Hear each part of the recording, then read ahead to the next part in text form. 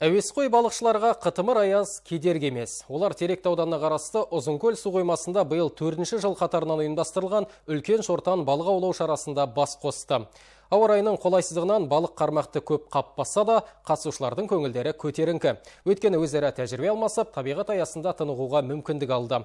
Ал балықшылардың бұл шарасының ең алдымен судағы тіршіліктің тұншығуына жол бермеуде ұшан теңіз пайдасы бар.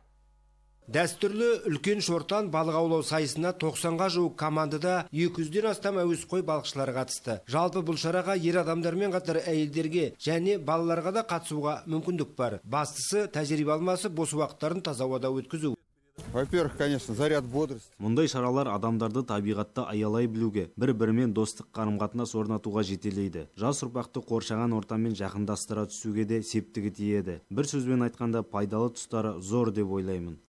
Ұйымдастырушылардың айтуынша балық аулау футбол, баскетбол, волейбол және хоккей сияқты спорт түрінен кейінгі кең тараған спортқа жататын көрінеді. Балық аулап қана қоймай, сайыс барысында табиғи ресурстарды пайдаланудың қыр-сырын меңгертіледі. Кезекті балық аулау шарасы да ойдағыдай ұйымдастырылып, қатысуға ниет білдіргендердің саны артқан.